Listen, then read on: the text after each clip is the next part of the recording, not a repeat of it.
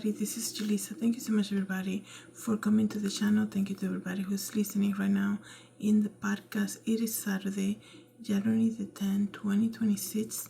I'm here to give you an update, and this is in regards to the Ohio dentist shooting that happened.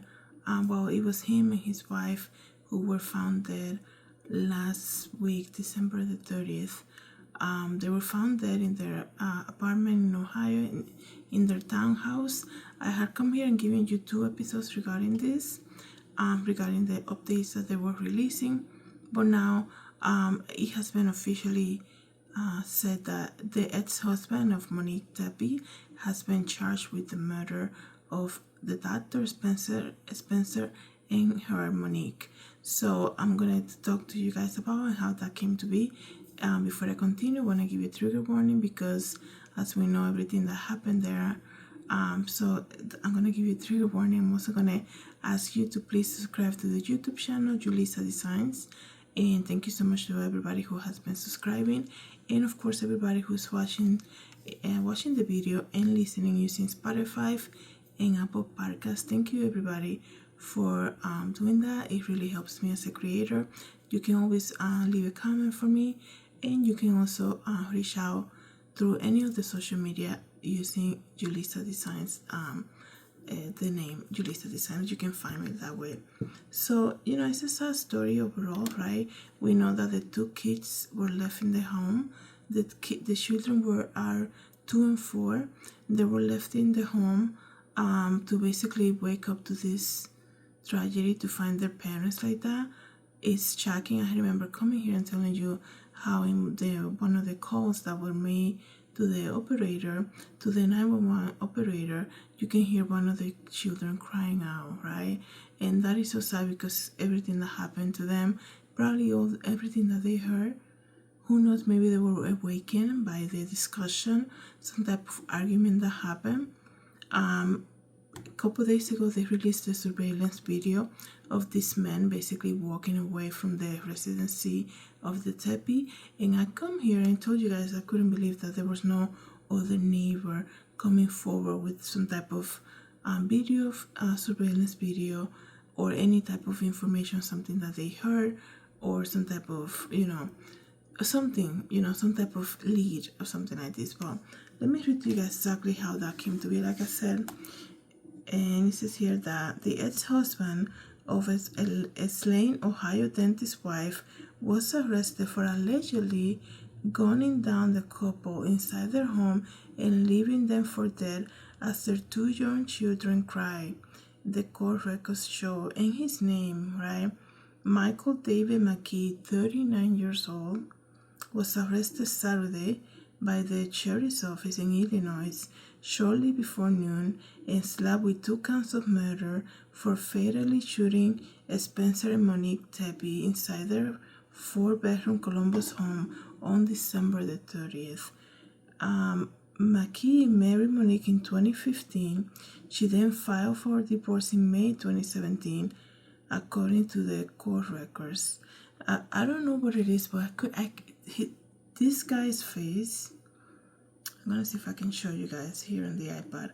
He looks very scary. This man looks so, I'm gonna see if I can put it here. This guy, look at that mugshot, right? This guy is ready.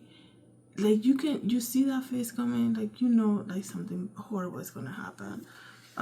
He looks very mad and angry and very kind of like possessed. It's so crazy.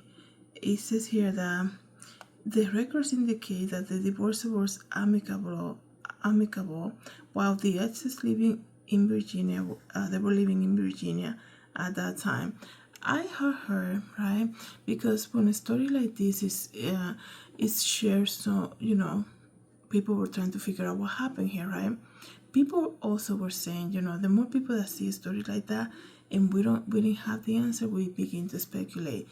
People are saying, it's the ex-husband. Then somebody will comment like they know the family, and they will be like, she has never been married before the, marrying Spencer. There is no ex-husband. There is no crazy ex-husband. So yeah, you can speculate a million things, right? But now look at this. She was married in 2015. right? And then, you know, and they say the divorce was amicable, right? That face doesn't look like that. Like the guy, he doesn't look like he was happy to see them move on, you know, go on with their life. It's crazy though that Spencer and Monique were married already for 5 years, and now this happened, right? You know, but I also question, we were questioning about the fast response from co-workers, employees of Spencer the moment they realized that he was not showing up on time. It takes about an hour, they say. An hour, he lived an hour away from his office, right? So when he failed to show up within 1 hour, right, you're 1 hour late to work and your employees are calling the police already for a welfare check. Man, it's not like you have, I mean, one thing is to call, one thing is to say, man, the doctor is not here yet, can one of you guys go and check? He's not getting back to us on the phone. He's not replying to anything. Somebody has to go and drive by their house. But to immediately get the police involved and do a welfare check says to me that they knew more, right? They knew that this couple was probably targeted or being harassed by the ex-husband, right? Because when people get that type of resentment and kind of like whatever it was that the ex-husband had against them, right? I'm sure the harassment didn't only happen at their house. I'm sure there were probably phone calls to the office, right? I wonder if there was ever like a restraining order or something like that. Because it makes you wonder, why is this man being allowed in the house? Remember, there was no forced entry. Why was this man being welcome in the house? Right? I mean, if he knocked on the door and they thought it was him, I'm sure he was not gonna be let in, right? By any means. It's not like she was there by herself, right? And if he was at the door and they had a ring door camera and he's knocking at the door and he probably, maybe he showed that he had a gun, of course they're not gonna let him in, right? So why was he allowed in, right? Did he want to, maybe they were friendly and then just one moment he just snapped, right? But I question again the fast response from the employees and the staff for them to call immediately after 1 hour of being late, even though I heard it takes 1 hour for him to go from his house to the office. 1 hour of being late, they immediately asking for a welfare check.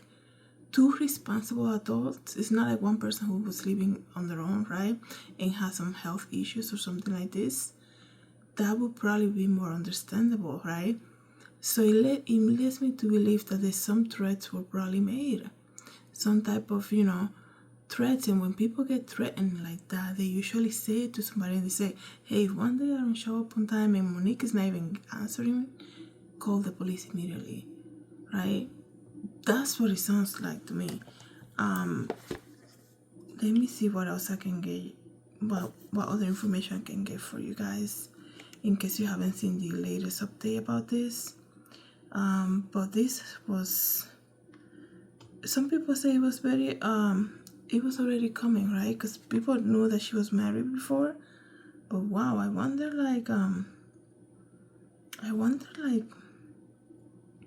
how did he get in the house in the first place, right? What was the emails between them? Did he just one day after 5 years unexpectedly show up? That's, I'm sure there was some type of previous encounters with him, right? He knew exactly where they live. So all I hear is that they had 2 kids. I don't think, it wouldn't be one of the children that he was the father. I don't think so. Yeah, because they're 2 and 4, so I don't think so. So let me see. The decree granted McKee the Virginia home the couple shared during the marriage While Monique was living in Westerville at the time of the divorce, the couple had no children. So this is just confirming what I just said here. The couple had no children and no spousal support was awarded. McKee, who was employed as a resident at the hospital during the divorce, later received a vascular surgery fellowship at the University of Maryland and worked at a medical facility in Las Vegas. In California, records show McKee was living in Chicago and working as a vascular surgeon in Rockford, where he was arrested Saturday morning. He holds a bachelor's from Ohio State University, and he's doing court this Monday. So it's just crazy. But I still feel like they live in different states. It's already been 5 years. He just unexpectedly shows up like this. I'm sure there was some previous encounter seen of him in the area, some type of calls, probably threatening calls or things like that. But like, they already got divorced. She remarried, has 2 kids. Like, why? It's just so crazy. I'm trying to see if there's any other information about this, because I feel like all the details in this case, to be honest, and people have mentioned this before, it was like dragging on, right? They were like, oh, we have a video, surveillance video, like a couple days after, and then it was like the neighbor called the police. They called the police and hang up, and that was in April 2025, right? I told you guys that. And then a day after that was released, then they said a neighbor called the police 11 days before, saying somebody was banging on her door, right, in the middle of the night. And then they arrested the ex-husband, right? It's almost like they were just dragging it out, like they knew already who it was. And once again, I feel like it doesn't seem to me like this guy just suddenly was like, I'm just gonna go there and like do this. I'm sure some type of threat was made. So hopefully people will come forward and start speaking, right? Let me see. Police were able to identify a suspect from the surveillance video in the neighborhood and track down the suspect from a vehicle that arrived just before the Tepe's death and left afterwards. Then they found the vehicle in Rock Hill, Illinois. On December 30th, they were found dead. So they identified him, according to the police, by the video, on that grainy video that came out of this man. It was a man, right, leaving the house, the area of the house, and they were able to identify that it was him. So he's Michael David McKee, 39 years old, a vascular surgeon, charged with 2 counts of murder in connection with the death of Spencer and Monique Tepe. So that is the update. He's gonna be in court this Monday. Let me know, guys, what you think about this. Again, we pray for the children, right? Hopefully they are in good care with their family, and we pray that whoever has more information about this, comes forward and speak now. The guy is already arrested. So let me know, guys, what you think about this. Thank you, everybody, for coming to the channel. Thank you to everybody who's listening and watching on Spotify. God bless.